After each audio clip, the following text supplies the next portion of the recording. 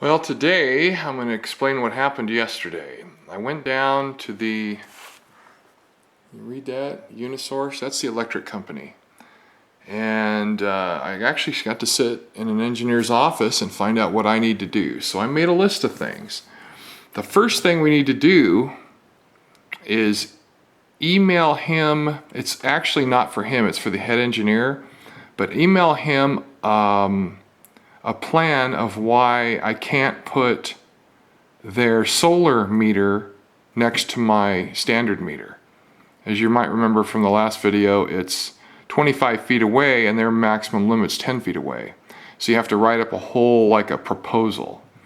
So I have to email him. I'm going to take some of the pictures and I'm going to Photoshop on top of them, all the problems with doing that, because there's a propane line underground there and you can't be digging around that and screwing that around, or you're going to get a permit for that too. So anyway, here's my notes from his office. So while I was down there, I was in town, I thought, all right, I'll go by the county building inspector's office. And I got about 4 times more notes. So anyway, what needs to happen is a ton of shit. The first thing she had to check is, does your house have a permit? Yep, I checked that off the list. Do I have a permit for my deck that's on the house? Well, I didn't live here 21 years ago. How the hell would I know? So it turns out there's no permit for my deck. It was built about the same time. And since it was built, we established using, what's it called, Google Earth, that it was built before 2007, that I can actually get I'm grandfathered in. Now, I still have to prove it and get it permitted, the deck, but at least the price is a lot lower because it all happened well before 2007. After this December, which is in just under a month from now, hand drawings aren't allowed. You have to give them a scaled plot plan. So here's whoever built this house, or put this house here 21 years ago. This is what they submitted, to some dimensions and just a simple sketch. Well, I have to submit, basically a CAD drawing. Well, that's fine. I'm a CAD guy, so I can do that. While we're on this, here's the house, here's the garage. The first thing she noticed is my garage is actually tilted. It's not like this. So she's all, oh, you got to fix that. Okay, so the first thing I have to do to get my solar fixed is get my deck permitted.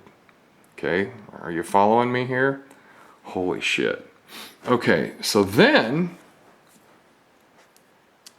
we go to the solar issues themselves. I have to add the deck onto the drawing. As you can see here, there's no deck on here. So I have to, draw that all on. No problem, I can do that. I have to submit 2 copies of it, piece of cake. You put down a $75 deposit when you start, when I submit for the deck. It's under an amnesty program because, again, it was built before 2007. But the total permits, after they accept everything and approve it, then I pay the permit fee, which is somewhere between $250 and $350. Oh, good. I don't have that kind of money. Now, the worst thing of all is, because I didn't use standard industry metal solar racking that's already engineering approved, that means anything I put up that's not of that description, which would be my system, I have to have it actually drawn up and stamped by a professional engineer. Well, I know what a professional engineer is because my dad is one, and he's got stamps for several states, but not this one where I live. So that will cost a mint. That's probably, I don't even know, just a lot. So I can look into it, but I'm not real optimistic about that part of it. Whether I make it out of wood, which I prefer out here because it kind of matches my deck in my house. Either way, it has to have an engineering stamp and a drawing that he has to make and blah, blah, blah, blah, blah, blah, blah. He'd probably let me make the drawing, but you know, that doesn't work well for these guys. They went to college for a lot of years to make money, not give it away. So anyway, that's the original from back in the day. This is the original, blah, blah, blah, blah. Come on, Mike, what's it called? Septic system for the sewer, because we don't have sewer. It's actually a septic system. So my septic system's permitted because this was the drawing for that. So that's good, yay. So back to the solar guy, he, the engineer at the power company gave me all this paperwork to follow along. He's highlighted things, he's left notes for me. He's actually trying to help me. See, he's highlighted all this, so I have to fill all this shit out. Okay, well, all right, that's not a big deal, I can fill it out. The problem is, before they can do anything for me, all of this shit for the county has to be done. Now, he doesn't think the county's standards are very high in terms of inspections, and that might be true, but before I even get to an inspection, all of this has to be done. It's just, wow. I mean, this isn't that unusual. It's contracting. It's what you got to do to get stuff done. All right, so that's what I've got to get past. The problem right now is I've left my solar off yesterday and today, and there's a reason why. I apologize for the flickering screen bullshit, but what I need to show you is this is what they read me over the phone, my power usage over a 24-hour period. So at midnight, apparently on this day, on November 1st, I was awake, because 0.8 kilowatt hours is not a lot of energy, but it's a lot more than these other numbers that are 0.1, 0.2, right? And then what happens is right around 10 a.m., my solar starts kicking in and making more power. And you can see these numbers get larger, larger, larger, and then right between 4 and 5, they start tapering off again. Well, what happens is, as I explained in the last video, I produce excess power, and if I don't use it at my house, right now there's no heat and air conditioning required, so I don't really have anything that pulls any power, the power gets shoved out into the grid, and their meter's designed to read that and count up, not count in reverse like the old meters. So the power that I make, I'm being billed for. The power that I use from them, I'm being billed for. So anyway, these last few numbers here, this is when I'm usually watching TV. So see, I'm always under half, 2/3, 0.8 of a kilowatt hour per hour. So this is very useful information, because what I'm going to do is I'm going to get the same information for today and yesterday from them, and it'll have my solar turned off.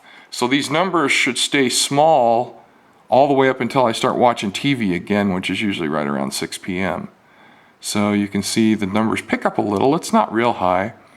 And then what I'll do is I'll turn on only enough solar to cover these usages.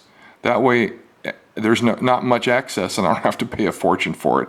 Because right now I've been hit, my bills doubled for last month and the month before because of this bullshit. So anyway, I'm using the totals something like 21 to 24 kilowatt hours per day, which for a person living by themselves and using almost nothing, this is very high. Well, it's double what it should be because of my solar system and the way their meters are set up. Now, once all this bullshit here gets approved, they'll put in a meter that will read my solar and give me credit, which is really what you want to do. You want credit for every kilowatt hour you're not using, because it's not money in the bank, but it's a lot less money that you spend. And the lesson I've learned from this is my solar system's making exactly what I'm using. So, you know, I've got the right amount of solar. That's cool as hell. So I should have almost a zero bill, except for all the bullshit fees, you know. So anyway, that's what's going on. This is the paperwork and the horse shit you have to go through. I don't have any money for fees and stuff, and for an engineer to draw up and design this for me. My dad would be happy to do it, but he can't stamp the drawing. And that's the rub. I need the drawing stamped. So my inclination is to say screw it and just turn on enough solar until I start running the heat and the air conditioning. And once I do that, I can turn the whole system back on and break even, because my wintertime bills have been a lot lower than they should be for running air conditioning. They didn't exceed 95 bucks. Once I get this done, you know, $95 bill dropped to probably 15 or 20, and that would be saving me a ton of money. So, you know, you got to spend money to make money, or save money in this case. All right, well, that's it for now. Sorry if this is too boring. I just really wanted to get it documented because it was a hell of a day yesterday finding all this out. Oh, just a little piece of history that the guy explained to me. The old meters, the old ones with the wheels that would go around, people used to pull them out and put them in upside down so the meter would read backwards and it would reduce their bill. So this new digital meter, if you flipped it upside down, it would still count up. So that's why it's reading my solar and billing me for it. It's thinking it's upside down. So anyway, sucks to be me, but I'll work through this one way or the other. Anyway, take care. Thanks for all your time. I hope this wasn't too boring. See you, bye.